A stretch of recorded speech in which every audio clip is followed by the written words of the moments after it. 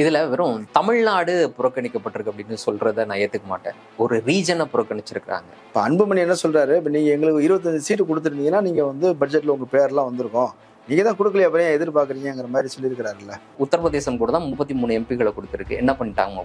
உத்தரப்பிரதேசத்தோட பேர் இடம்பெற்றிருக்கா? ஒன்றியத்துல ஒரு அரசு இருக்கணும், அதை பாதுகாப்பதற்கு மாநிலத்தில் இருக்கக்கூடிய ஏதோ ஒரு கட்சி வந்து எம்பிக்களை அமைச்சிருக்கணும், அப்பதான் அந்த மாநிலத்தை கவனிப்பாங்க அப்படின்னா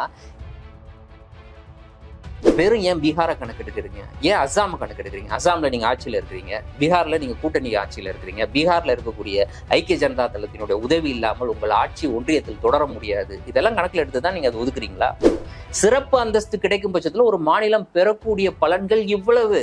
அப்ப பீகாரும் ஆந்திர பிரதேசமும் எப்படிப்பட்ட பலன்களை பெற வேண்டும்? வெறும் இப்ப கொடுத்துருக்காங்களே ஒரு 50,000 கோடி 60,000 கோடி, அது சும்மா ஒரு யானை பசிக்கு கொடுக்கப்பட்ட சோலை பொரியது. சிறப்பு அந்தஸ்துன்னு கேட்கும் பொழுது நீங்க வந்து வெறும் 50,000 கோடி 60,000 கோடின்னு ஒதுக்குனா அது போதுமா? இப்ப தமிழ்நாடு இதை ஏத்துக்குச்சா 280 கோடியை? அப்புறம் ஏன் வந்து பீகார் மக்கள் ஏத்துக்கணும்? சந்திரபாபு நாயுடுவும் நிதிஷ்குமாரும் வரவேற்றிருக்கிறார்கள் அப்படின்னா அவங்க யாருக்கு துரோகம் பண்ணியிருக்காங்க? சந்திரபாபு நாயுடு அவர்களை அடகு வைத்து ஒன்றிய அரசிடமிருந்து ஒரு சொற்பமான தொகையை வாங்கிட்டு சந்தோஷம் அடைஞ்சிருக்கிறார். வளர்ந்த 500 நிறுவனங்கள், அந்த 500 நிறுவனங்கள்ல வந்து இன்டர்ன்ஷிப்புக்கு போகக்கூடியவர்களுக்கு மாதம் 5,000 ரூபாய் அப்படின்றதான் அந்த திட்டம். சரிங்க, இப்போ இந்த கம்பெனி எல்லாம் எல்லாமே ஃப்ரெஷர்ஸ் எடுப்பாங்க இல்ல. இந்த திட்டம்ன்றது இது தொடக்கத்து நிலையில வரவேற்கக்கூடிய ஒன்று தான், இதுல இருந்து மாற்று கருத்துமே கிடையாது. ஆனா இதுல என்ன ஒரு ஆபத்து இருக்கு அப்படின்னா, இந்த விவகாரம் நடந்துகிட்டு இருக்க அதே சமயத்துலதான் மனோஜ் சோனி ரிசைன் பண்ணிட்டு போறாரு. அப்ப மனோஜ் சோனி ரிசைன் பண்ணிட்டு போன விஷயமே வந்து சில வாரங்களுக்கு கழிச்சுதான் நம்மளுக்கு வெளியிலேயே தெரிய வருது. அப்போ அவர் ஏன் ரிசைன் பண்ணிட்டு போனாரு? இத்தனைக்கும் மோடிக்கு க்ளோஸ் ஆன நபர். இவ்வளவு ஈஸியா ஒரு நபரால ஃபேக் சர்டிபிகேட்டை கொடுத்து அவரால் அப்பாயின்மெண்ட் வாங்க முடியுது அப்படின்னா இன்னும் எத்தனை பேர் அப்படி வாங்கியிருப்பதற்கான வாய்ப்பு இருக்குன்ற கேள்வி இருக்கா இல்லையா? அப்ப இதற்கு யார் பதில் சொல்லக்கூடிய நபர்? அவர் தலைவர் தான். அப்ப தலைவர் இன்னைக்கு ஓடி போயிட்டாரு ரிசைன் பண்ணிட்டு. இப்ப யார் பதில் சொல்லுவா? அரண் சேனையர்களுக்கு வணக்கம். நான் மதன் நிறுவலகன். இன்றைய நமது சிறப்பு விருந்தினர் தோழர் ஹசீப் அவர்கள். நிறைய விஷயங்கள் வாதிக்க இருக்கிறோம், அவரை வரவேற்கலாம். வணக்கம் தோழர். வணக்கம். இப்போ பட்ஜெட் கூட்டத்தொடர் தொடங்கி இருக்கிறது. பட்ஜெட்லாம் வந்து அறிவிச்சிருக்கிறாங்க. தமிழ்நாட்டுக்கு எந்த திட்டமும் வரல அப்படின்னு சொல்லி பயங்கர அதிருப்தி. முதலமைச்சர் வந்து நிதி ஆயோக் கூட்டத்தை வந்து புறக்கணிக்கிறேன் அப்படின்ற மாதிரிலாம் சொல்லியிருக்கிறார். வழக்கமாக ஒரு வந்தே பாரத் ட்ரெயின் விடுறோம், அல்லது வந்து சாலையை வந்து போடுறோம், தேசிய நெடுஞ்சாலையை போடுறோம், அல்லது மீட்டர் கேஜை பிராட் கேஜா மாத்திரம்னா சொல்லுவாங்க, கூடுதலாக 2 பெட்டியை விடுறோம்னு சொல்லுவாங்க. ஏதோ ஒன்று இருக்கும், குறைந்தபட்சமாவது இருக்கும். ஆனால் கண் துடைப்புக்கு கூட எதுவுமே இல்லை என்பது போல ஒரு பட்ஜெட் வந்திருக்குது. அப்படின்றத எப்படி பார்க்குறீங்க? இதுல வெறும் தமிழ்நாடு புறக்கணிக்கப்பட்டிருக்கு அப்படின்னு சொல்றத நான் ஏத்துக்க மாட்டேன். ஒரு ரீஜனை புறக்கணிச்சிருக்கிறாங்க, அதாவது தென் மாநிலங்களை ஒட்டுமொத்தமாக புறக்கணிச்சிருக்கிறாங்க அப்படின்றதான். எக்ஸப்ட் ஆந்திர பிரதேஷ். அதுவும் ஆந்திர பிரதேசத்துக்கு நான் வரேன், பின்னாடி வரேன். ஏன் ஆந்திர பிரதேசம் புறக்கணிக்கப்பட்டிருக்கு அப்படின்றதும் நம்ம இங்க கவனிக்க வேண்டிய விஷயம். பொதுவாகவே பட்ஜெட்ல வந்து ஏற்கனவே நடைமுறையில் இருக்கக்கூடிய திட்டங்களுக்கு நிதி ஒதுக்குவது அப்படின்றது அது வழக்கமா நீங்க செய்ய வேண்டியது. இன்னைக்கு மகாத்மா காந்தி தேசிய ஊரக வேலைவாய்ப்பு திட்டத்துக்கு நீங்க வருஷம் நிதி ஒதுக்கிதான் ஆகணும். நிதி ஒதுக்குறதோடு இல்லாமல் அதை மேம்படுத்துவதற்கு இல்ல அதிகமான மக்களை போய் சென்றடைவதற்கு கூடுதல் நிதி ஒதுக்கணும். அதே போல இன்னைக்கு பிரதமர் வீடு வழங்கக்கூடிய திட்டம், வீடு கட்டுறதுக்கான ஒரு திட்டம் வச்சிருக்காங்க. அதற்கு ஒவ்வொரு பட்ஜெட்லயும் நீங்க நிதி ஒதுக்கணும். இதெல்லாம் வந்து ஆன்கோயிங் ஸ்கீம்ஸ். இதே மாதிரி பல திட்டங்கள் இருக்கு, பயிர் காப்பீட்டு திட்டம் இருக்கு, இது மாதிரி லைனா சொல்லிக்கிட்டே போகலாம். இதற்கெல்லாம் வந்து ஒவ்வொரு ஆண்டும் வந்து பட்ஜெட்ல நிதி ஒதுக்குவது அப்படின்றது ரெகுலரா நீங்க செய்ய வேண்டிய விஷயம். இது எல்லா மாநிலங்களையும் சாரும். எல்லா மாநிலங்களும் இந்த திட்டங்கள்ல பயன்பெறக்கூடிய மாநிலங்கள்ன்ற வகையில. அப்போ அதை நீங்கள் ஒதுக்குவது அப்படின்றது ஏதோ உங்க மாநிலத்துக்கு நாங்க கொடுத்துட்டோமே அப்படின்னு நீங்க சொல்லுவதை ஏற்றுக்கொள்ள முடியாது. எப்ப ஏற்றுக்கொள்ளலாம்னா இந்த மாநிலத்திலிருந்து ஒரு ஒரு ஒரு வேண்டுகோள், ஏதோ ஒரு காலநிலை சார்ந்த பிரச்சனை, இல்லைன்னா வேற ஒரு பிரச்சனை, இல்லைன்னா மாநிலம் முன் எப்போதும் சந்தித்திருக்க முடியாத சந்திக்காத ஒரு இடரை வந்து சந்திக்கக்கூடிய அந்த சமயத்துல அவங்க ஒரு கோரிக்கையை முன் வச்சிருக்கிறாங்க. அந்த சமயத்துல நீங்க ஒரு பட்ஜெட்டை தாக்கல் செய்றீங்க, அதை பற்றி ஒரு வார்த்தை கூட நீங்க சொல்லலை அப்படின்னா என்ன அர்த்தம்?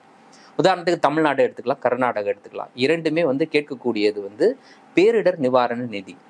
தமிழ்நாட்டை பொறுத்த வரைக்கும் வெள்ளத்தால பாதிக்கப்பட்டது, அதே போல கர்நாடகாவை பொறுத்த வரைக்கும் வறட்சியால் பாதிக்கப்பட்டது. இந்த 2 மாநிலங்களும் முன் வச்சிருக்கக்கூடிய கோரிக்கை ரொம்ப நாளைக்கு முன்னாடி எல்லாம் கிடையாது, சில மாதங்களுக்கு முன்னாடி தேர்தல் ஒட்டி தான். ஆமா, தேர்தல், அதாவது தேர்தல் அறிவிப்பு வந்ததுக்கு பிறகுதான் அதெல்லாம் நடந்துச்சுன்னு வச்சுக்கோங்களேன். அப்போ அந்த சமயத்துல முன் வச்ச கோரிக்கை என்ன? தமிழ்நாட்டை பொறுத்த வரைக்கும் வெள்ளத்தால் ஒரு மிகப்பெரிய பாதிப்பை தமிழ்நாடு சந்திச்சது. 37,000 கோடி ரூபாய் வேண்டும் அப்படின்னு தமிழ்நாடு அரசு கோரிக்கை முன் வச்சது. அதே போல கர்நாடகாவை பொறுத்த வரைக்கும் வறட்சியால் மிகப்பெரிய பாதிப்பை சந்திச்சது. அவங்க முன் வச்ச கோரிக்கை 34,000 கோடி ரூபாய். 37, 34 கொடுத்தது என்ன? அந்த சமயத்துல நீங்க கொடுத்தது என்ன? தமிழ்நாட்டுக்கு 250 கோடியோ 270 கோடியோ கொடுத்தாங்க. கர்நாடகத்துக்காவது பரவாயில்ல 3400 கோடி ரூபாய் கொடுத்தாங்க. கேட்ட தொகை என்ன? 37,000 கோடி எங்க, 270 கோடி எங்க? அப்போ நீங்க இன்னைக்கு ஆட்சிக்கு வந்துட்டீங்க, திருப்பி ஒரு பட்ஜெட்டை தாக்கல் செய்றீங்க. அப்போ இந்த 2 மாநிலங்களும் இப்படிப்பட்ட ஒரு கோரிக்கையை முன் வச்சிருக்கு, பாதிக்கப்பட்டிருக்கு. தமிழ்நாடு தன்னுடைய சொந்த பணத்துல இருந்து பாதிக்கப்பட்ட இந்த வெள்ளத்தால் பாதிக்கப்பட்டவர்களுக்கு இன்னைக்கு நிதி ஒதுக்கிட்டு இருக்கு, சொந்த பணத்துல செலவு பண்ணியிருக்கிறாங்க, நிவாரண உதவி கொடுத்துருக்குறாங்க. இதையெல்லாம் கருத்துல கொண்டு அவங்க 37,000 கோடி ரூபாய் கேட்டாங்களே. அப்போ நாம ஒரு குறிப்பிட்ட அளவுக்கு நிதியவாது ஒதுக்கணும்ல. இதுதானே பட்ஜெட்டு, அப்படியே தானே பட்ஜெட் அமையணும். அப்போ ஒட்டு மொத்தமாக இந்த ஆண்டுல இவ்வளவு வருமானம் வரப்போகுது. இந்த வருமானத்தில் இப்படிப்பட்ட தொகையை நாங்கள் பாதிக்கப்பட்ட இந்த மாநிலங்களுக்கு ஏற்கனவே கேட்டிருக்காங்க, பாவம் பாதிக்கப்பட்டிருக்காங்க, சொந்த பணத்துல இருந்து செலவு பண்ணியிருக்கிறாங்க. அதை காம்பன்சேட் பண்றதுக்காகவாவது ஒரு தொகையை நாங்க ஒதுக்குறோம் அப்படின்னு ஒதுக்கணும்ல. இல்லவே இல்லையே, 2 மாநிலத்துக்கும் இல்லையே, கர்நாடகத்துக்கும் இல்லை, தமிழ்நாட்டுக்கும். ஆனா இந்த வெள்ளத்தடுப்புக்காக நீங்க நிதி ஒதுக்கி இருக்கிறீங்களா அப்படின்னு பாத்தீங்கன்னா ஒதுக்கி இருக்கிறாங்க. எதற்கு ஒதுக்கி இருக்காங்க அப்படின்னு பாத்தீங்கன்னா பீகாருக்கு ஒதுக்கி இருக்கிறாங்க, அஸ்ஸாம் மாநிலத்துக்கு ஒதுக்கி இருக்கிறாங்க. இல்ல பீகார்ல 15 பாலங்களுக்கு மேல புதுசா கட்டினது இடிஞ்சு விழுந்துருச்சு அப்படிலாம் சொல்றாங்கல்ல. சரி, அவங்க இடிஞ்சு விழுந்துருச்சு அப்படின்னா அவங்க திருப்பி கட்டுறதுக்கு அவங்க நிதி ஒதுக்குறாங்க. இது என்ன ஏத்துக்க முடியுது? அரசு கட்டுது ஒரு பாலம், அந்த பாலம் இடிஞ்சு விழுது, உடனே நாங்க வந்து பாறைல்லாம் இடிஞ்சு விழுந்துருச்சு அதனால நீங்க நிதி ஒதுக்குறோம் அப்படின்னு சொல்றது இது விளையாட்டுத்தனமா இல்லையா? சரி, அதான் நான் சொல்றேன்ல, இப்ப இதுல இருந்து வரேன். வெள்ளத்தடுப்பு அப்படின்னு வரும்போது தமிழ்நாடு கடந்த காலங்களில் எடுத்துக்கிட்டோம் அப்படின்னு பார்த்தீங்கன்னா அதிகமாக பாதிப்புக்கு உள்ளாகிட்டே வருது. ஒவ்வொரு சமயத்திலும் காலநிலை மாற்றத்தால அதிகமாக புயல்கள் ஏற்படுது. 100 ஆண்டு இல்லாத வெள்ளம்லாம் அதிகமான புயல் ஏற்படுது, மழை பொழிவு அதிகமாகுது, ஒரு ஆண்டுக்கு பெய்ய வேண்டிய மழை 1 நாள்ல 2 நாள்ல பெய்யுது, இதெல்லாம் நடக்குது, நம்ம பார்க்கிறோம். அப்ப வெள்ளத்தடுப்பு அப்படின்ற ஒரு விஷயத்த நீங்க மைண்ட்ல வச்சிருக்கிறீங்க. அப்ப நீங்க எதை கணக்குல எடுக்கிறீங்க? வெறும் ஏன் பீகாரை கணக்கு எடுக்கிறீங்க? ஏன் அஸ்ஸாம் கணக்கு எடுக்கிறீங்க? அஸ்ஸாம்ல நீங்க ஆட்சியில இருக்கிறீங்க, பீகார்ல நீங்க கூட்டணி ஆட்சியில இருக்கிறீங்க. பீகார்ல இருக்கக்கூடிய ஐக்கிய ஜனதா தளத்தினுடைய உதவி இல்லாமல் உங்கள் ஆட்சி ஒன்றியத்தில் தொடர முடியாது. இதெல்லாம் கணக்குல எடுத்துதான் நீங்க அதை ஒதுக்குறீங்களா? அப்ப வெறும் சாலை போடுவதற்கு, அங்க இருக்கக்கூடிய வெறும் சாலை போடுவதற்கு, பீகாருக்கு வெறும் சாலை மேம்பாட்டிற்கு நீங்கள் நிதி ஒதுக்கணும், அதுல எந்த மாற்று கருத்துமே கிடையாது. பின்தங்கிய மாநிலத்திற்கு நீங்க கூடுதலா நிதி ஒதுக்குங்க, அதுல எந்த மாற்று கருத்துமே கிடையாது. ஆனால் இதே போன்ற பாதிப்புக்கு உள்ளான மற்ற மாநிலத்திற்கு நீங்கள் என்ன செய்தீர்கள்ன்ற கேள்வி இருக்குல்ல. பீகாருக்கு 26,000 கோடி ரூபாய் நீங்க வெறும் சாலை போடுவதற்கு மட்டும் ஒதுக்கிருக்கிறீங்க. நாங்கள் இன்னைக்கு அதே போல அங்க வந்து வெள்ளத்தடுப்பிற்கு நீங்க ஒரு குறிப்பிட்ட தொகையை ஒதுக்கி இருக்கிறீங்க. சரி, இங்க சாலை போடுவதற்கு ஒதுக்க தேவையில்லை, வெள்ளத்தடுப்பிற்கு நீங்க பீகாருக்கு ஒதுக்கும் போது, அஸ்ஸாமுக்கு ஒதுக்கும் போது, அதே போல இங்க தமிழ்நாட்டுக்கு நீங்க ஒதுக்கணும்ல. ஸ்பெஷல் இது இவங்க ஒதுக்கி இருக்கிறதுலாம் வந்து இந்த பட்ஜெட்டு கீழே வரக்கூடிய நிதி, வழக்கமா கொடுக்க வேண்டியது இல்லை. அப்போ ஏன் தமிழ்நாடு புறக்கணிக்கப்பட்டிருக்கு, ஏன் கர்நாடகா புறக்கணிக்கப்பட்டிருக்கு? இந்த கேள்வி இருக்குல்ல, இந்த கேள்விக்கு பதிலே கிடையாது. ஆனா என்ன சொல்றாங்கன்னா மகாராஷ்டிராவுக்கும் தான் நாங்க ஒன்றும் கொடுக்கல, பஞ்சாபுக்கும் ஒன்றும் கொடுக்கல, ஊபிக்கு கூட நாங்க பெருசா ஒன்றும் செய்யலன்னு தானே சொல்றாங்க. இல்ல, இது வந்து என்னன்னா அவனுக்கும் தரல, உனக்கும் தரல, அதாவது மகாராஷ்டிராக்கு தரலன்னு அவங்க சொல்லலை. நல்லா புரிஞ்சுக்கோங்க. இன்னைக்கு நாடாளுமன்றத்துல தென் மாநிலங்களுடைய பெயர்கள் இடம்பெறவில்லையே அப்படின்ற கேள்வி எழுப்பும் பொழுது, மாநிலங்களுடைய பெயர்கள், மற்ற எல்லா மாநிலங்களுடைய பெயர்கள் இடம்பெறவில்லையே அப்படின்னு கேட்கும் பொழுது, நிர்மலா சீதாராமன் எதை குறிப்பிட்டு சொல்றாங்கன்னா மகாராஷ்டிரா பேர் கூட தான் இடம்பெறல, ஆனா அவங்களுக்கு நாங்க 76,000 கோடி ரூபாய்க்கு போட்டு ஒதுக்கி இருக்கிறோமே அப்படின்னு சொல்றாங்க. அதாவது மகாராஷ்டிராவை குறிப்பிட்டு பேசுற, மகாராஷ்டிரால யார் ஆட்சியில் இருக்கா? அவங்க தான் ஆட்சியில் இருக்கிறாங்க. அப்போ அதுக்கு கூட அந்த சமயத்துல கூட காங்கிரஸ் ஆட்சியில் இருக்கக்கூடிய இல்லைன்னா எதிர்கட்சிகள் ஆட்சியில் இருக்கக்கூடிய ஒரு மாநிலத்தை குறிப்பிட்டு, இந்த மாநிலத்துல கூட தான் நாங்க பேர் இடம்பெறல, உதாரணத்துக்கு ஜார்க்கண்டோட பேர் இடம்பெறல, இல்லாட்டா தெலங்கானாவோட பேர் இடம்பெறல, ஆனா நாங்க ஒதுக்கி இருக்கிறோம்ல அப்படின்னு சுட்டி காட்டுறதுக்கு கூட உங்களுக்கு உதாரணம் இல்லை. அதை நீங்க கவனிக்கணும். அப்போ மகாராஷ்டிராவை தான் உங்களுக்கு சுட்டி காட்ட வேண்டிய தேவையில் அவங்க இருக்கிறாங்க. அப்போ மற்ற மாநிலங்கள் இன்னைக்கு கைவிடப்பட்டிருக்கு, அப்படிதான் நம்ம பார்க்கணும். அப்போ இன்னைக்கு பீகாருக்கு நீங்க ஒதுக்குறீங்க, அஸ்ஸாமுக்கு ஒதுக்குறீங்க, அதுல எந்த மாற்று கருத்துமே இல்லை. பட் அதே அளவுக்கு பாதிப்புக்கு உள்ளாகக்கூடிய இன்னொரு மாநிலம் நிதி கோரியதே, அதற்கு உங்களுடைய பதில் என்ன? அதற்கு நீங்க என்ன ஒதுக்குனீங்க? அப்ப நீங்க குறிப்பிட்டது போல மகாராஷ்டிராவை சுட்டி காட்டுட்டு அவங்க கடந்து போயிட்டு இருக்காங்க, ரொம்ப சிம்பிளா. அப்போ பெயர் இடம்பெறவில்லை. ஆமா, இவங்க சொல்றது போல எல்லா மாநிலங்களுடைய பெயர்களும் இடம்பெற வேண்டிய அவசியம் கிடையாது பட்ஜெட் உரையில. ஆனால் எல்லா மாநிலங்களிலும் ஏதாவது கோரிக்கை முன்வைச்சிருக்கும் பட்சத்துல, எல்லா மாநிலங்களும் நான் சொல்றது இல்லாட்டினா ஒரு சில மாநிலங்கள் முக்கியமான கோரிக்கையை முன்வைத்திருக்கும் பட்சத்துல அதை அட்ரஸ் பண்ண வேண்டியது ஒரு பட்ஜெட்டின், ஒரு நிதியமைச்சரினுடைய கடமை இல்லையா? அதுவும் இந்த பட்ஜெட் தாக்கல் சமயத்திலேயாவது அதை நீங்க, ஏன்னா ஏற்கனவே நாங்கள் பாதிக்கப்பட்ட சமயத்துல கேட்கும் போதே பிரதமர் வரல, மத்திய குழு வர்றதுக்கு அவ்வளவு தாமதம், என்னென்ன நடந்துச்சு நம்ம பார்த்தோம்ல. அப்போ என்ன ஆச்சு நிதி அப்படின்னு. அப்போ ஒட்டுமொத்தமாக இன்னைக்கு தென் மாநிலங்கள் புறக்கணிக்கப்பட்டிருக்கு. இன்னொரு உதாரணம் சொல்றேன். இப்ப எல்லாருமே முன்வைக்கக்கூடிய ஒரு விமர்சனம் என்ன? ஒன்றியத்துல ஆட்சியை பாதுகாப்பதற்காக சந்திரபாபு நாயுடுவையும் நிதிஷ்குமாரையும் திருப்திப்படுத்தக்கூடிய வகையில தான் இந்த பட்ஜெட் அமைந்திருக்கு அப்படின்னு சொல்லி சொல்றாங்க. அப்ப சந்திரபாபு நாயுடு ஏன் திருப்திப்படுத்துறாங்க? ஆந்திராவுக்கு சிறப்பு அந்தஸ்து சந்திரபாபு நாயுடு கேட்கிறாரு. அதே போல நிதிஷ்குமாரும் பீகாருக்கு சிறப்பு அந்தஸ்து கேட்கிறாரு. அப்போ இவங்க ரெண்டு பேரும் கேட்கக்கூடியது என்ன? கேட்டது என்ன? யாருக்காக கேட்கிறாங்க? பீகார் மக்களுக்காகவும் ஆந்திர பிரதேச மக்களுக்காகவும். ஆந்திரா ஏன் சிறப்பு அந்தஸ்து கேட்குது? ஆந்திர மாநிலம் பிரிக்கப்பட்டு இன்னைக்கு தெலுங்கானான்ற தனி மாநிலம் உருவாக்கப்பட்டதன் போது ஆந்திராவுக்கு ஏற்பட்டிருக்கக்கூடிய பாதிப்பு, அந்த பாதிப்புகளை சமன் செய்யக்கூடிய வகையில அந்த மாநிலத்திற்கு சிறப்பு அந்தஸ்து கொடுக்க வேண்டும்.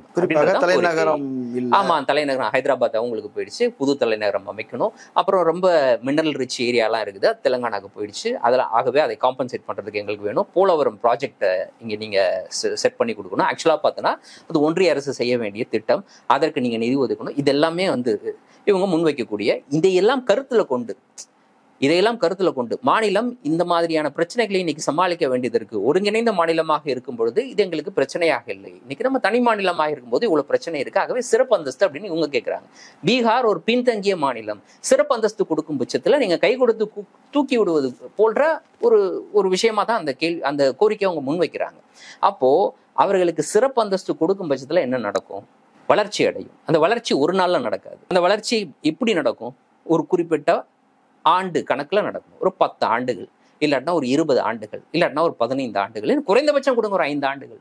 அப்ப இந்த சிறப்பு அந்தஸ்து கொடுக்கப்பட்ட காலத்துல இந்த மாநிலம் எந்தெந்த வகையில பயன்பெறும் அப்படின்னா, ஒன்றியத்தால் ஒதுக்கக்கூடிய நிதி அப்படின்றத தாண்டி இந்த மாநிலம் சட்டப்பூர்வமாக ஒன்றியத்திற்கு வழங்கக்கூடிய பங்கு, இதுல எல்லாமே அவங்க தர வேண்டான்ற ஒரு நிலை உருவாகும். அவங்களுக்கு டாக்ஸ் ஹாலிடேஸ் இருக்கும், அவங்களுக்கு வந்து நிறைய சப்சிடிஸ் வரும், நிறைய திட்டங்கள் செயல்படுத்தப்படும். ஒன்றிய அரசு நிதி ஒதுக்குறதோடு மட்டும் நிற்காது. இப்போ ஒன்றியத்திற்கு இவர்கள் வழங்க வேண்டியது இருக்குல்ல, அதெல்லாம் வந்து ஒரு குறிப்பிட்ட காலகட்டத்திற்கு தர வேண்டிய தேவை இருக்காது. அப்போ அதன் மூலமாக இவங்க சொந்த நிதியை திரட்ட முடியும் மாநிலம், அதுவும் குறிப்பிட்ட காலத்திற்கு திரட்ட முடியும். நான் சொல்றது ஒரு 10 ஆண்டுகள் எடுத்துக்கங்க, ஒரு சிறப்பு அந்தஸ்து இருக்குன்னா அந்த 10 ஆண்டுகள்ல ஒரு மிகப்பெரிய நிதியை பீகாராக இருக்கட்டும் இல்ல ஆந்திர பிரதேசமாக இருக்கட்டும் அவர்களால் திரட்டி கொள்ள முடியும், தாங்களாகவே திரட்டி கொள்ள முடியும். ஒன்றியமும் மாநில அரசும் இணைந்து வந்து ஒரு திட்டத்தை செயல்படுத்துறாங்கன்னா மாநில அரசு கொடுக்க வேண்டிய அந்த பங்கை தர வேணாம் அப்படின்ற ஒரு சூழல் கூட உருவாகலாம். அங்கு ஏற்கனவே கொடுக்கப்பட்டிருக்கக்கூடிய கடன் எல்லாம் ரத்து செய்யப்படலாம். ஏற்கனவே புது கடன் வந்து வட்டியில்லா கடன் கிடைக்கிறதுக்கு ஏற்பாடு செய்து கொடுக்கலாம் ஒன்றிய அரசு. சிறப்பு அந்தஸ்து கிடைக்கும் பட்சத்துல ஒரு மாநிலம் பெறக்கூடிய பலன்கள் இவ்வளவு. அப்ப பீகாரும் ஆந்திர பிரதேசமும் எப்படிப்பட்ட பலன்களை பெற வேண்டும்? வெறும் இப்ப கொடுத்துருக்காங்களே ஒரு 50,000 கோடி 60,000 கோடி, அதோடுவா? அதுதான் அந்த சிறப்பு அந்தஸ்தின் மூலமாக அவர்களுக்கு கிடைக்க வேண்டிய பலனா? அது சும்மா ஒரு என்ன சொல்றது, யானை பசிக்க கொடுக்கப்பட்ட சோலை பொரியது. என்னன்னா சாலைகள் போட்டு தரோம், ஹைவேஸ் போட்டு தரோம், மருத்துவக் கல்லூரிகள் வந்து உருவாக்கி தரப்போறோம், கல்லூரிகள் கட்டுறோம், இதெல்லாம் சேர்ந்துதான் அந்த வளர்ச்சிக்கான பணின்னு சொல்றாங்க. நான் என்ன சொல்றேன், இந்த வளர்ச்சிக்கான பணி அதுல எந்த மாற்று கருத்துமே கிடையாது. அப்போ பாதிக்கப்பட்ட மாநிலங்கள் முன்வைத்த கோரிக்கை என்ன? இதே தானே தமிழ்நாட்டுக்கும் பொருந்தும். நாங்க 37,000 கோடி ரூபாய் கொடுத்துட்டு கேட்டிருக்கோம், நீங்க வெறும் 280 270 கோடி ரூபாய் கொடுத்துட்டு இதோ கொடுத்துட்டேன் பார் அப்படின்னு சொன்னா நீங்க ஏத்துப்பீங்களா? அதே தானே பீகார் மக்களும் ஆந்திர பிரதேச மக்களும் முன்வைக்கக்கூடிய கோரிக்கை. சிறப்பு அந்தஸ்துன்னு கேட்கும் பொழுது நீங்க வந்து வெறும் 50,000 கோடி 60,000 கோடின்னு ஒதுக்குனா அது போதுமா? இப்ப தமிழ்நாடு இதை ஏத்துக்குச்சா 280 கோடியை? அப்புறம் ஏன் வந்து பீகார் மக்கள் ஏத்துக்கணும்? அப்போ இன்னைக்கு பீகார் மக்களையும் ஆந்திர பிரதேச மக்களையும் இன்னைக்கு ஏமாற்றக்கூடிய வேலையை தான் ஒன்றிய அரசு செய்திருக்கிறது.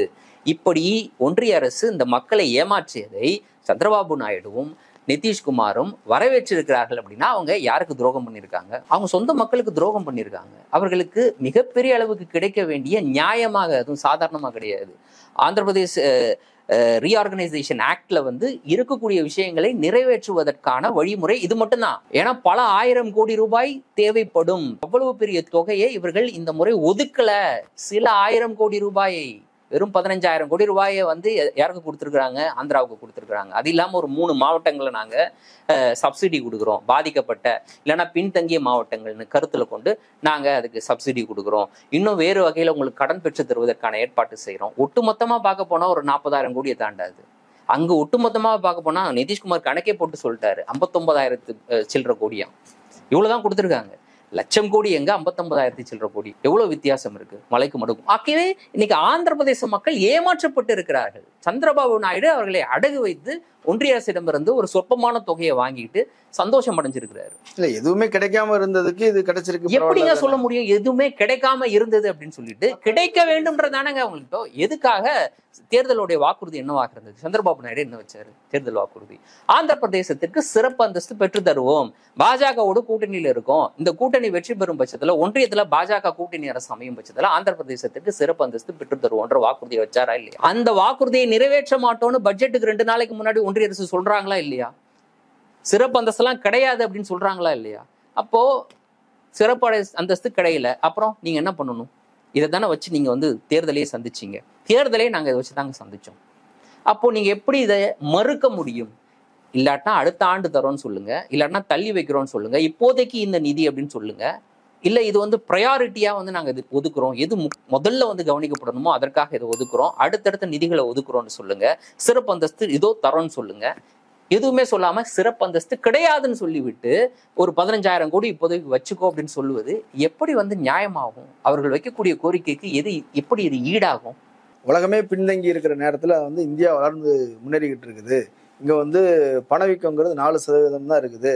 ஸோ நாங்க பெண்கள், குழந்தைகள், விவசாயிகள் இவங்களை மையமா வச்சு நிறைய திட்டங்கள் கொடுக்கறதுனால அது எல்லா மாநிலங்களும் கவர் ஆயிரும். தொடக்கத்திலே அந்த விஷயத்தை சொன்னேன். ஏற்கனவே நடைமுறையில் இருக்கக்கூடிய திட்டங்களுக்கு நீங்கள் நிதி ஒதுக்கிதான் ஆகணும். அதை ஒதுக்கல அப்படின்னா அந்த திட்டத்தை நான் செயல்படுத்த மாட்டேன்னு அர்த்தம். அது ஏற்கனவே அவங்களுக்கு போயிட்டு தாங்க இருக்கு. இல்ல பெண்கள் குழந்தைகளுக்கு ஏற்கனவே நடைமுறையில் இருக்கக்கூடிய திட்டங்களுக்காக ஒதுக்கப்பட்ட நிதி. இது வந்து ஸ்பெஷல் நிதி கிடையாது. இப்போ ஒண்ணு பண்ணிருக்காங்க. இன்னைக்கு வேலை வாய்ப்பின்மை அப்படின்றது ஒரு மிகப்பெரிய பிரச்சனை அப்படின்றத கடந்த பாஜக ஆட்சி காலம் முழுவதுமாக எதிர்கட்சிகள் முன்வைத்த ஒரு விஷயம். கடைசி கட்டம் வரைக்கும் அவங்க ஏற்றுக்கொள்ளவே இல்லை. வேலையில்லா திண்டாட்டம் அப்படின்றது ஒண்ணுமே கிடையாது. அப்போ இன்டர்நேஷனல் லேபர் ஆர்கனைசேஷன் வந்து சொல்லுச்சு, இங்க இந்தியாவில் வந்து இருக்கக்கூடிய வேலை செய்வதற்கு உகந்த வயதில் இருக்கக்கூடியவர்கள்ல 84% பேருக்கு வேலை வாய்ப்பு இல்லை அப்படின்னு டேட்டாவோட தூக்கி போட்டாங்க. அப்போதும் கூட பாஜக அரசு அதை ஏத்துக்கலையே. அப்ப இன்னைக்கு அதை ரெக்கக்னைஸ் பண்ணியிருக்காங்க. அப்போ கடந்த 5 ஆண்டுகளா கத்திட்டு இருந்தாங்களே எதிர்கட்சிகள், அப்போ இந்த 5 ஆண்டுகள் கத்த வேண்டியது இருக்கு அவங்க கிட்ட இருந்து. இந்த மாதிரி ஒரு சின்ன திட்டம், அதுவும் கூட போற போக்குல ஏதோ ஒரு திட்டம், இது வந்து உண்மையிலேயே முழுமையாக இந்தியாவில் இருக்கக்கூடிய வேலை வாய்ப்பு இன்மையை நீக்குவதற்கான முழுமையான திட்டமே கிடையாது. இல்ல ஆனா அவங்க என்ன சொல்றாங்கன்னா, வேலை பயிற்சிக்கு போறவங்களுக்கு மாதம் 5,000 ரூபா கொடுப்போம், 12 மாதங்களுக்கான தொகையை வந்து கொடுப்போம், அவங்களும் கொஞ்சம் கொடுப்பாங்க. கிட்டத்தட்ட ஒரு வேலைக்கு போனா ஒரு சம்பளம்னு ஒரு 12,000 15,000 எவ்வளவு வருமோ அந்த தொகை வந்துடும். இது ஒரு கிட்டத்தட்ட ஒரு வேலை வாய்ப்பு. ஒரு 500 கம்பெனியை தேர்ந்தெடுத்துட்டு வளர்ந்த 500 நிறுவனங்கள், அந்த 500 நிறுவனங்கள்ல வந்து இன்டர்ன்ஷிப்புக்கு போகக்கூடியவர்களுக்கு மாதம் 5,000 ரூபாய் அப்படின்றதான் அந்த திட்டம். சரிங்க, இப்போ இந்த கம்பெனி எல்லாம் எல்லாமே ஃப்ரெஷர்ஸ் எடுப்பாங்க இல்ல. இந்த திட்டம்ன்றது இது தொடக்கத்து நிலையில வரவேற்கக்கூடிய ஒன்று தான், இதுல எந்த மாற்று கருத்துமே கிடையாது. ஆனா இதுல என்ன ஒரு ஆபத்து இருக்கு அப்படின்னா, இந்த 500 கம்பெனியும் ஃப்ரெஷர்ஸ் எடுப்பாங்க. அதாவது புதிதாக படித்து விட்டு கல்லூரியை முடிச்சுட்டு ஒருத்தர் வராருன்னா அவரை எடுப்பாங்கன்ற போது என்னன்னா, அவருக்கு குறைந்தபட்ச ஊதியம் கொடுப்பாங்க. இப்போ நீங்க ஒரு சாஃப்ட்வேர் கம்பெனி போனீங்கனாலும் கூட அந்த 500 நிறுவனங்களை நிச்சயமாக பெரும்பான்மையாக சாஃப்ட்வேர் கம்பெனி இருப்பதுக்கான வாய்ப்பும் இருக்கு. போனீங்கன்னா வந்து ஒரு தொடக்க நிலை ஊதியமாகவே உங்களுக்கு 30,000க்கு மேல இருக்கும். நான் சொல்றது தொடக்க நிலை ஊதியமாகவே ஒரு 30,000, சிலருக்கெல்லாம் 40,000 கொடுப்பாங்க. சரிங்களா? அப்போ இந்த திட்டம் இன்னைக்கு ஒன்றிய அரசு கொண்டு வந்திருக்கு, நடைமுறைப்படுத்துது அப்படின்னா இவர்கள் எப்படி திங்க் பண்ணுவாங்க யோசிச்சு பாருங்க. ஒரு வருஷத்துக்கு இன்டர்ன்ஷிப்பா ஒரு நபரை என்னால பயன்படுத்த முடியும், அவருக்கு நான் எதுவும் தர தேவை கிடையாது, கவர்மெண்ட் கிட்ட இருந்து ஒரு 5,000 ரூபாய் வாங்கி கொடுத்தா போதும், அந்த திட்டத்தின் கீழே ஒருத்தரை கொண்டு வந்துடலாம், அவரை வந்து ஒரு வருஷம் அரசோடைய செலவுல நாம என்ன பண்ணலாம், சுரண்டதுக்கு பிறகு அவரை தூக்கி போடலாம் வேணும்னா, இல்லாட்டினா அவரை வேலைக்கு எடுத்துக்கலாம். இது ஒரு வகையில வந்து பாத்தீங்கன்னா ஓகே, ஒரு குறிப்பிட்ட நபர்களுக்கு வேலை கிடைக்க போகுது, அதுல எந்த மாற்று கருத்துமே கிடையாது. இன்னொரு வகையில ஒருத்தர் நியாயமாக அவருக்கு கிடைக்க வேண்டிய வேலைன்னு ஒன்று இருக்குல்ல. இப்போ நான் வரேன், நான் இன்டர்வியூவில் நல்லா பெர்ஃபார்ம் பண்ணுறேன், என்னை வந்து நீங்கள் எடுக்கிறதுக்கு தயாராகிட்டீங்க, எதற்கு 30,000 சம்பளம் கொடுத்து நீங்கள் எனக்கு எடுக்கிறதுக்கு தயாராகிட்டீங்க. ஆனால் அதே நேரத்தில் இப்படி ஒரு திட்டம் இருக்குது, நான் அந்த திட்டத்தின் மூலமாக உங்களை உள்ளே கொண்டு வந்தேன்னா 30,000 தர தேவையில்லை, வெறும் 5,000 மட்டும் ஒரு வருஷத்துக்கு கொடுத்தா போதும், அதுக்கு பிறகு நான் உங்களை பெர்மனன்ட் பண்ணிக்கிட்டு நான் உங்களுக்கு அந்த 30,000 நான் கொடுக்கலாம். இந்த மாதிரி இந்த நிறுவனங்கள் இதை தவறாக பயன்படுத்துவதற்கும் வாய்ப்பு இருக்கு. இப்படி பாரதி ஏர்டெல் நிறுவனத்துடைய ஓனர் அவர் சொல்றாரு, 100 முன்னணி நிறுவனங்கள் கொஞ்ச காலமாகவே வந்து ரெக்ரூட்மெண்ட்டே செய்யல அப்படின்னு சொல்றாரு. அப்போ ரெக்யூர்மெண்ட்டே இல்லாமல் இருக்கிறதுக்கு இப்படி ஒரு ஸ்கீம் மூலமா ஒரு பயிற்சியாவது கொஞ்சம் பேருக்கு கிடைக்கும்னு ஒன்று இருக்குது இல்ல. திட்டத்தை நான் வந்து ஒட்டுமொத்தமாக இது தப்பு அப்படின்லாம் சொல்லல. பட் இந்த திட்டம் இப்படியாக சுரண்டப்படுவதற்கான வாய்ப்பும் கிடையாது இருக்கு. அப்போ இப்படிப்பட்ட லூப் ஹோல்லாம் இருக்கக்கூடிய திட்டங்களை தான் நீங்க வேற வழி இல்லாம இன்னைக்கு நீங்க அறிவிக்கிறீங்க. அதே போல என்ன பண்றாங்க, முதல் முறையாக வேலைக்கு சேருது, அதாவது ஆர்கனைஸ் செக்டர்ல வந்து முதல் முறையாக வேலைக்கு போறவங்களுக்கு 1 மாசம் சம்பளம் தரீங்க சொல்றீங்க. அப்புறம் மேனுஃபேக்சரிங் செக்டர்ல வேலைக்கு போகக்கூடியவர்களுக்கு வந்து அவர்களுடைய அந்த பிஎஃப் வந்து ஒரு குறிப்பிட்ட ஆண்டுகளுக்கு நாங்க பாத்துக்கிறோம், நாங்க கட்டுறோம் அப்படின்னு சொல்லி. ஸோ இதெல்லாம் வந்து எதை இன்னைக்கு சுட்டி காட்டுது அப்படின்னா, கடந்த ஒரு 5 ஆண்டுகளாக வேலையின்மை ஒரு மிகப்பெரிய பிரச்சனை அப்படின்னு எதிர்கட்சிகள் முன்வைத்தது உண்மை அப்படின்றத இன்னைக்கு பாஜக அரசு ஒத்துக்கிட்டு இருக்காங்க. இது எப்ப நீங்க ஒத்துக்கிட்டு இருக்கணும்? நீங்க எப்ப இந்த மாதிரியான திட்டங்களை நீங்க நடைமுறைக்கு கொண்டு வந்திருக்கணும்? இவ்வளவு ஆண்டு காலம் தாமதம். அதுவும் கூட இப்படி நீங்க கொண்டு வந்திருக்கிறது முழுமையாக வேலை இல்லா திண்டாட்டத்தை நீக்குமா அப்படின்னு பார்த்தா நீக்காது. இப்பவாவது கொண்டு வந்துட்டீங்கன்னு ஏத்துக்கிறது ஒரு பாயிண்ட். ஏன் நீங்க அதை முன்னாடியே கொண்டு வரலன்றது இன்னொரு கேள்வி. அதோடு நீங்க கொண்டு வந்தது முழுமையாக இந்த பிரச்சனையை தீர்க்குமா அப்படின்னு 3வது கேள்வி. இப்படி பல கேள்விகள் இருக்கு. ஸோ நான் இப்ப பேசும்போது அந்த நாம ஆந்திராவை பேசணும், பீகாரா பேசணும், சிறப்பு அந்தஸ்து. தெலங்கானாவும் பிரிஞ்சு தானே போயிருக்கு. தெலங்கானா ஆந்திரால இருந்து பிரிஞ்சுதானே போயிருக்கு. தெலங்கானாவுக்கு ஹைதராபாத் இருக்குது. ஹைதராபாத் மட்டும் வச்சுட்டு தெலங்கானா என்ன பண்ண முடியும்? தெலங்கானாவை பொறுத்த வரைக்கும் ஏற்கனவே ஒருங்கிணைந்த ஆந்திராவில் இருக்கும்போது கிடைத்து கொண்டிருந்த பல விஷயங்கள் இன்னைக்கு தெலங்கானாவுக்கு கிடைக்காமல் தானே இருக்கு. அப்போ தெலங்கானாவை நீங்க ஏன் கவனிக்கல? ஆந்திராவிலிருந்து பிரிந்து போனது தானே தெலங்கானா. சிறப்பு அந்தஸ்துலாம் வேணாம், அதனுடைய குறிப்பிட்ட வளர்ச்சிக்கு நீங்க என்ன பண்ணீங்க? அங்கே எங்க காங்கிரஸ் அரசு இருக்கின்ற ஒரே காரணமா? அதே மாதிரி கர்நாடகால காங்கிரஸ் அரசு இருக்கின்ற ஒரே காரணமா? தமிழ்நாட்டுல திமுக அரசு இருக்கின்ற ஒரே காரணமா? இந்த மாதிரி கேள்விகள்லாம் இருக்குல்ல. ஸோ இதெல்லாம் முன் வச்சுதான் இன்னைக்கு நித்தி ஆயோக் நடத்த இருக்கக்கூடிய அந்த கூட்டத்துல புறக்கணிப்போம் அப்படின்னு இன்னைக்கு தமிழ்நாடு சொல்லியிருக்கிறாங்க. அதே போல காங்கிரஸ் ஆளக்கூடிய மாநிலங்கள் முதலமைச்சர்கள் சொல்லியிருக்காங்க. தமிழ்நாடு முதலமைச்சர் ஸ்டாலின் சொல்லியிருக்கிறாரு. ஆகவே தான் ஒட்டுமொத்த ரீஜன் இன்னைக்கு புறக்கணிக்கப்பட்டு இவங்க யாருக்கு வழங்கினாங்க அப்படின்னு இன்னைக்கு சொல்லிக்கிறாங்களோ அவர்களையே வந்து இவர்கள் ஏமாத்திருக்கிறாங்க. அப்படிதான் உண்மை. பீகாரை ஏமாத்திருக்கிறாங்க, ஆந்திராவை ஏமாத்திருக்கிறாங்க. அதான் உண்மை. இப்போ அன்புமணி என்ன சொல்றாரு, இப்போ நீங்க எங்களுக்கு 25 சீட்டு கொடுத்துருந்தீங்கன்னா நீங்க வந்து பட்ஜெட்ல உங்க பேர்லாம் வந்திருக்கும், நீங்க தான் கொடுக்கலையா, அப்புறம் எதிர்பார்க்குறீங்கிற மாதிரி சொல்லியிருக்கிறாருல்ல. நீங்க எதுவுமே செய்ய மாட்டீங்க, ஓட்டு போட மாட்டீங்க, ஜெயிக்க வைக்க மாட்டீங்க, ஆனா எதிர்பார்க்கறது மட்டும் நியாயமானு கேட்கிறாருல்ல. அப்படி பார்க்க போனா உத்தரப்பிரதேசம் கூட தான் 33 எம்பிகளை கொடுத்துருக்கு. என்ன பண்ணிட்டாங்க? உத்தரப்பிரதேசத்தோட பேர் இடம்பெற்று இருக்கா? பேர் கூட சொல்லல. சோ இங்க பேர் இடம்பெறது வேற. இப்போ அன்புமணி அவர்கள் சொல்லக்கூடிய கருத்தெல்லாம் வந்து ஓகே, பாமக வந்து இல்லைன்னா பாஜக கூட்டணி ஒரு 25 இடங்கள்ல வெற்றி பெற்று ஒரு கூட்டணி அரசுக்கு பாமகவுடைய உதவி, அதாவது ஒன்றியத்துல இப்ப எப்படி வந்து ஆந்திர பிரதேசம் இருக்கோ, பீகார் இருக்கோ, அதே மாதிரி இவருடைய உதவி தேவைப்பட்டால் அன்புமணியோ இல்ல ராமதாஸ் அவர்களோ இவங்க வந்து கோரி தமிழ்நாட்டிற்கு ஏதாவது நிதி வாங்கி கொடுப்போம். அப்போ ஒன்றியத்துல ஒரு அரசு இருக்கணும், அதை பாதுகாப்பதற்கு மாநிலத்தில் இருக்கக்கூடிய ஏதோ ஒரு கட்சி வந்து எம்பிக்களை அமைச்சிருக்கணும். அப்பதான் அந்த மாநிலத்தை கவனிப்பாங்க. அப்படின்னா இந்தியாவுக்குன்னு ஒரு கான்ஸ்டிடியூஷன் இருக்கு, இந்தியா ஒன்றியத்திற்குன்னு ஒரு அரசியல் அமைப்பு இருக்கு. அப்போ இதெல்லாம் தேவையா? வரி எல்லா பக்கம் தானே வாங்குறாங்க. ஆமா, தமிழ்நாடு அதிகமா வரி கொடுக்குது. ஆமா. அப்போ நாம இந்த கான்ஸ்டிடியூஷனை மதிச்சு நம்ம தொடர்ந்து வரி கொடுத்துக்கிட்டு இருக்கோம். அதற்கு நீங்க திருப்பி அளிக்கக்கூடியது ரொம்ப சொற்ப தொகையா இருக்கு. இதை நாங்க தொடக்கத்துல இருந்தே பேசிக்கிட்டு இருக்கோம். ஏற்கனவே எங்க கிட்ட இருந்து வாங்குறது அதிகம், திருப்பி கொடுக்கறது கம்மின்னு பேசிக்கிட்டு. அப்போ ₹1 வாங்கிட்டு நீங்க 29, ஒன்னுக்கு 17 பைசா, ஒன்னுக்கு 29 பைசா, இன்னொன்னுக்கு 22 பைசா நீங்க கொடுத்துக்கிட்டு இருக்கீங்க. அதே சமயத்துல ₹1 வாங்கிட்டு ₹1 மேல நீங்க வேற மாநிலங்களுக்கு கொடுத்துட்டு இருக்கீங்க. உத்தரப்பிரதேசத்துக்கு கொடுக்குறீங்க, ஏற்கனவே பீகாருக்கு கொடுத்துக்கிட்டு இருக்கீங்க. இதையெல்லாம் நாங்க ஏற்கனவே கேள்வி எழுப்பிக்கிட்டு இருக்கும் பொழுது ஒட்டுமொத்தமாக இப்படியாக நீங்க புறக்கணிச்சிருக்கீங்க அப்படின்ற போது அன்புமணி ராமதாஸ் அவர்கள் சொல்லுவது முழுக்க முழுக்க அவருடைய அந்த அரசியல் தான். நடைமுறையில இதெல்லாம் சாத்தியமா அப்படின்ற ஒரு கேள்வி எழுப்புது. இப்ப யூபிஎஸ்சி உடைய தலைவர் வந்து மனோஜ் சோனி, அவர் வந்து திடீர்னு பதவி விலகி இருக்கிறார். என்ன காரணம்? அது ஆக்சுவலா ஒரு பதவி விலகின விஷயமே வந்து கிட்டத்தட்ட பல வாரங்களுக்கு பிறகுதான் வெளியில தெரிய வந்திருக்கு. அதாவது ஒரு ஊடகம் அதை பற்றியான ஒரு தகவலை வெளியிட்டதற்கு பிறகுதான் இவர் பதவி விலகிருக்கிறாரா அப்படின்லாம் நம்மளுக்கு தெரிய வருது. இவர் மனோஜ் சோனி எடுத்துக்கிட்டோம் அப்படின்னு பாத்தீங்கன்னா, அவர் வந்து ரொம்ப மோடி அவர்களுக்கு க்ளோஸ் ஆன ஒரு நபர். அவர் குஜராத்துக்காரர். மோடி அவர்கள் வந்து குஜராத்தினுடைய முதலமைச்சராக இருக்கும் பொழுது இவர் வந்து வெறும் 40 வயசுல இருக்கும் பொழுது இவர் வந்து ஒரு யூனிவர்சிட்டியோட வைஸ் சான்சலராக நியமிக்கிறாங்க. இப்போ இந்தியாவிலேயே வந்து ரொம்ப குறைந்த வயதுல வைஸ் சான்சலராக ஒருத்தர் ஆனாரு அப்படின்னு பார்த்தீங்கன்னா இவர் தான் அப்படின்ற மாதிரி ஒரு பேரை பெற்றவர். அதற்கு பிறகு இன்னொரு பல்கலைக்கழகத்திற்கு வைஸ் சான்சலராக இருந்தவர். அவர் 2017 தான் வந்து இதுக்கு கொண்டு வராங்க, யூபிஎஸ்சியில் ஒரு மெம்பராக உள்ள கொண்டு வராங்க. போன வருஷம் தான் 2023 மே மாசத்துல தான் அவரை வந்து என்ன பண்றாங்க, யூபிஎஸ்சியோட சேர்மன் ஆக்குறாங்க. மொத்தம் யூபிஎஸ்சி சேர்மனுடைய ஒட்டுமொத்த பதவிக்காலம் 6 ஆண்டுகள். அப்போ அப்படி பார்க்க போனால் அவருக்கு ஓராண்டு தான் முடிஞ்சிருக்கு. இன்னும் அவருக்கு பதவி காலம் எவ்வளோ இருக்குது? இந்த சமயத்தில் தான் என்டிஏ பற்றியும், நேஷனல் டெஸ்டிங் ஏஜென்சிக்கு எதிராகவும், யூபிஎஸ்சிக்கு எதிராகவும், இதே மாதிரி பல கான்ஸ்டியூஷனல் அத்தாரிட்டிஸ் இருக்காங்க.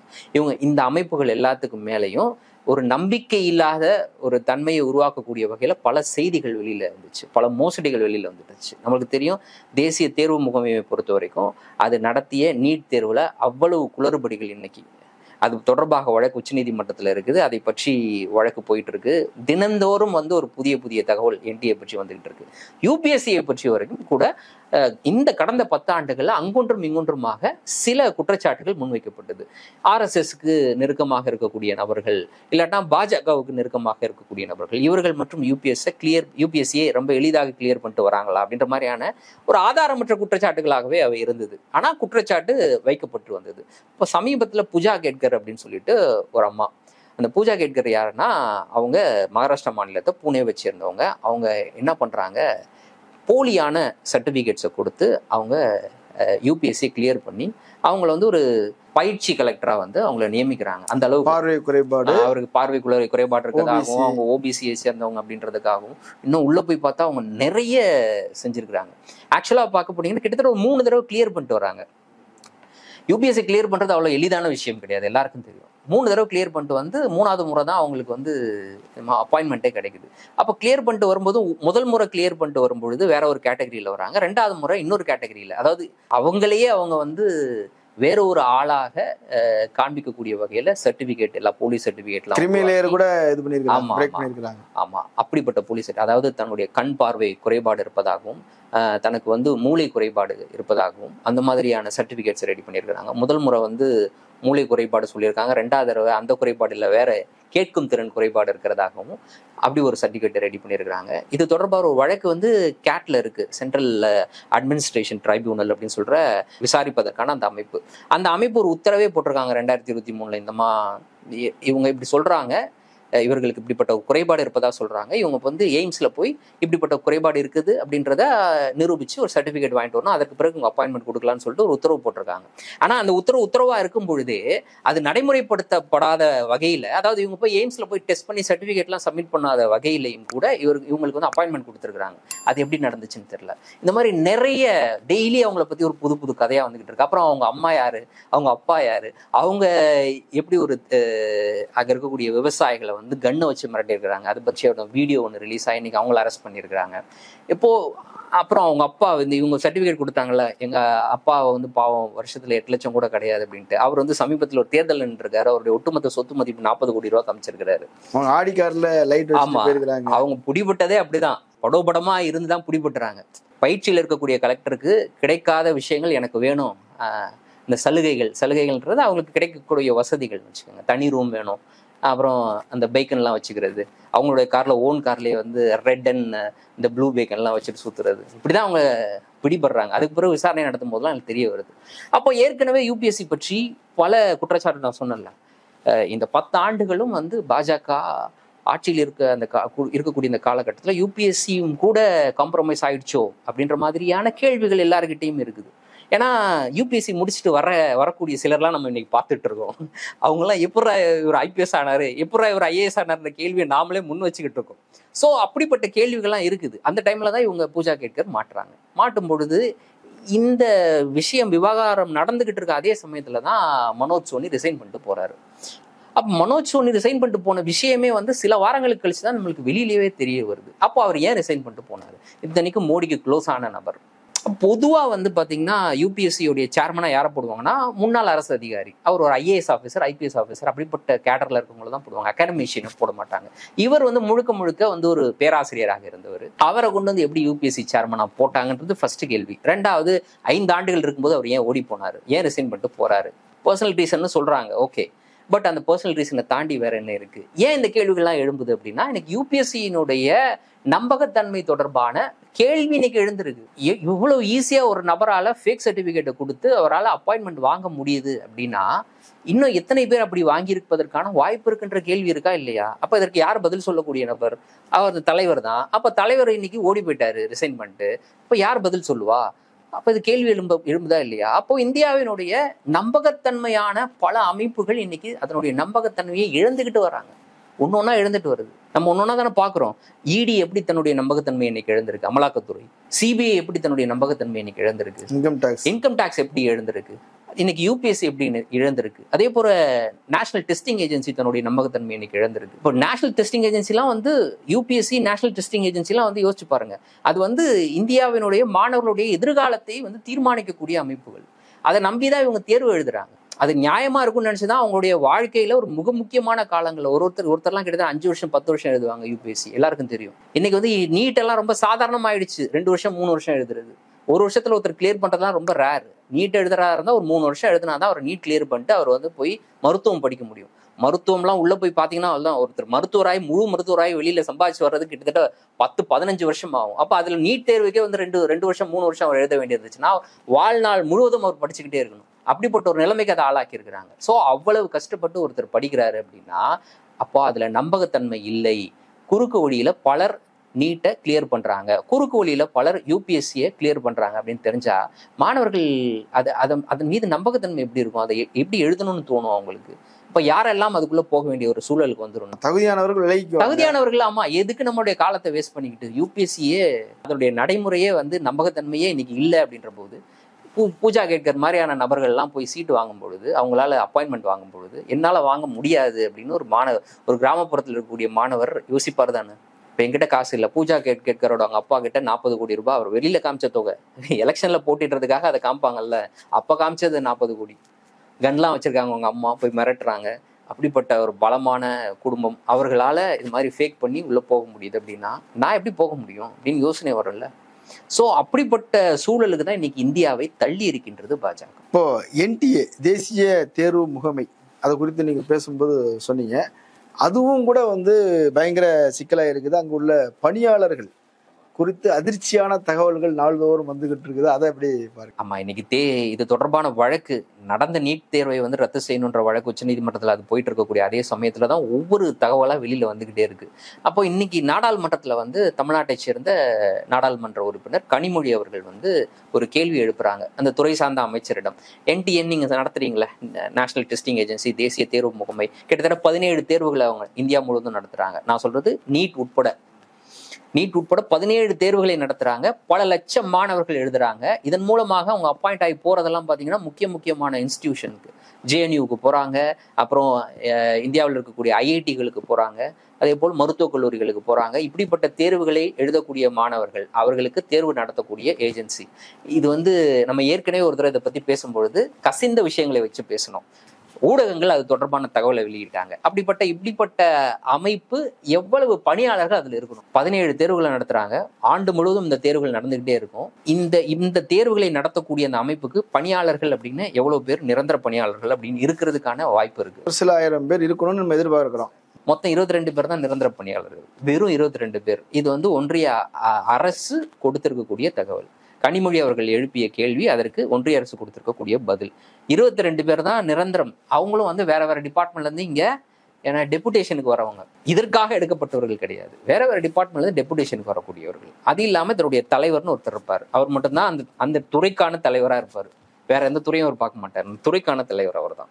மற்றவங்க எல்லாம் டெபுடேஷன்ல 22 பேர், அவங்க தான் நிரந்தர உறுப்பினர்கள். அது இல்லாம 39 பேர் யாரா வருவாங்க அப்படின்னா கான்ட்ராக்ட்ல வருவாங்க. கான்ட்ராக்ட்ல வந்து வேலை செய்வாங்க. அது இல்லாம ஒரு 130 பேர்கிட்ட வந்து 132 பேர்கிட்ட என்னவா இருக்காங்கன்னா அவுட் சோர்ஸ் பண்ணப்பட்டிருக்காங்க. அந்த பணியை அவுட் சோர்ஸ் பண்ணியிருக்கிறாங்க. கான்ட்ராக்ட்ல வர்றவங்களுக்கே வந்து எப்படி இருக்கும் அவங்களுடைய மனநிலை யோசிச்சு பாருங்க. இது நிரந்தர வேலை கிடையாது, மிஞ்சி போனா 1 வருஷம். அப்ப அவங்க அதை கையாளக்கூடிய விதங்கள் எப்படி இருக்கும்? அது தொடர்பான தகவல்களையும் ரகசியம் காப்பது, இந்த மாதிரியான விஷயங்கள்லாம் அவங்ககிட்ட இருக்குமா? ஆனா இந்த 22 பேரு அரசு நேரடியாக வேலை கொடுத்து வச்சிருக்கக்கூடிய நிரந்தர ஊழியர்கள், அதுவும் வேற டிபார்ட்மெண்ட்ல இருந்து வந்தவங்க. இந்த 22 பேர் மட்டும்தான் 17 தேர்வுகளை நடத்துவதற்கு அதை ரகசியம் காட்பது, அதற்கான கொஸ்டின் பேப்பரை ரெடி பண்றது, இது இவ்வளவு வேலையை இந்த 22 பேர் செய்ய முடியுமா முதல்ல?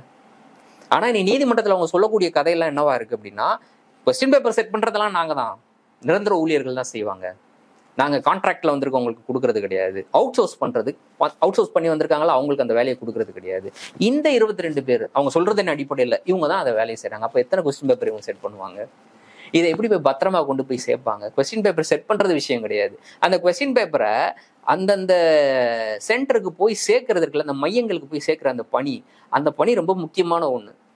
அப்படி பார்க்கும்போது உச்சநீதிமன்றத்தில் இந்த வழக்கு சம்பந்தமா என்டிஏ சொல்லியிருக்கக்கூடிய பதில்ல இருந்தே இது நம்மளுக்கு தெரிய வருது. கிட்டத்தட்ட ஒரு வாரத்துக்கு மேல கொஸ்டின் பேப்பர் ரெடி பண்ணி கொடுத்துட்றாங்க. ஒரு வாரத்துக்கு மேல அந்த கொஸ்டின் பேப்பர் இதை கொண்டு போய் சேர்க்கறதுக்கான பணியை ஒருத்தங்கிட்ட ஒப்படைச்சிருக்காங்களா, அவுட் சோர்ஸ் பண்ணியிருக்காங்களா, அவங்க கிட்ட இருக்குது.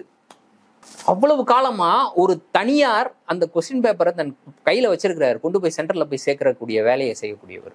அப்ப அவர்கிட்ட இருந்து லீக் ஆகுமா ஆகாதா? ஆகுறதுக்கு வாய்ப்பு இருக்கா இல்லையா? ரொம்ப எளிதாக லீக் ஆகுறதுக்கு வாய்ப்பு இருக்கு. அப்போ இந்த என்டிஏன்ற ஒரு அமைப்பையே இவ்வளவு லூஸா இவங்க உருவாக்கி இருக்கிறாங்க. இது வந்து ஒரு மாணவர்களுடைய எதிர்காலம், அவர்கள் தேர்வு எழுதுறாங்க, அவங்களுடைய வாழ்க்கையை பணயம் வைத்து இந்த தேர்வு எழுதுறாங்க. எல்லாருமே அப்படிதான் எழுதுறாங்க. 3 வருஷம் நான் எழுதிட்டு நீட் என்னால கிளியர் பண்ண முடியல அப்படின்னு போய் சாதாரணமா இன்னொரு காலேஜ்ல நான் சேர்ந்தேன்னா இந்த 3 வருஷம் திரும்பி கொடுக்குமா இந்த அரசு? அப்படி பலர் போயிருக்காங்க. அவங்களுடைய எதிர்காலத்தை யோசிச்சு பாருங்க. சில இடங்கள்லாம் அவங்க போய் அந்த 3 வருஷத்துக்கு பதில் சொல்ல முடியாது. இந்த 3 வருஷம் எப்போ வரைக்கும் பாதிப்பை ஏற்படுத்தும் தெரியுமா? அவங்க அடுத்தடுத்து வேலைக்கெல்லாம் போறாங்கல்ல, படிச்சு முடிச்சுட்டு, அப்போல்லாம் பாதிப்பு ஏற்படுத்தும். அப்ப கேட்பாங்க, இந்த 2 வருஷம் என்ன பண்ணீங்கன்ற கேள்வி கேட்கும் நிறுவனங்கள். இன்னைக்கு கேள்வி கேட்க நிறுவனங்கள் நிறைய இருக்கு, தனியார் நிறுவனங்கள். அதற்கு அவங்க பதில் சொல்லணும். 2 வருஷம் நான் வந்து நீட் எழுதினேன் உட்காந்து, அதற்கான ஆதாரங்களை கொடுக்கணும். இது மாதிரி நிறைய பிரச்சனை. பிரேக் இல்லாம இருக்கணும் அவங்களுடைய படிப்பு. அதாவது ஒரு 15 ஆண்டுகள் பிரேக் இல்லாமல் இருக்கணும். இது வந்து இன்டர்நேஷனல் ஸ்டாண்டர்ட். இது இருந்தால் தான் வந்து ஒரு சாஃப்ட்வேர் கம்பெனி ஒருத்தனை வேலைக்கு எடுக்கும். அப்போ நடுவில் பிரேக் இருந்தால் நீங்கள் வந்து ரீசனபிளான ஒரு எக்ஸ்பிளனேஷனை கொடுக்கணும். ஸோ அந்த மாதிரி நிறைய சிக்கல்கள் அவங்களுக்கு ஏற்படும். ஆனால் இவங்க இப்படிப்பட்ட அமைப்புகளை எப்படி உருவாக்கி வச்சிருக்காங்கன்னு பார்த்தீங்களா? நான் ஏற்கனவே சொன்னல, யூபிஎஸ்சியோட தலைவராக யாரை போட்டிருக்கிறாங்க? மோடி அவர்களுடைய ஃப்ரெண்டை போட்டிருக்காங்க. என்டிஏன்ற ஒரு அமைப்பு உருவாக்கி அதில் வந்து வெறும் 22 பேர் தான், அதுவும் வேற துறையில இருந்து டெபுடேஷனுக்கு வந்தவங்க. அப்புறம் 132 பேர் அவுட் சோர்ஸ் பண்ணப்பட்டவங்க. அவங்க கிட்ட கொஸ்டின் பேப்பரை கொடுத்து கொண்டு போய் சேருன்னு சொல்றது, அவங்க வார கணக்கில் அந்த கொஸ்டின் பேப்பரை வச்சுட்டு என்ன பண்ணாங்கன்ற கேள்விலாம் இருக்குது.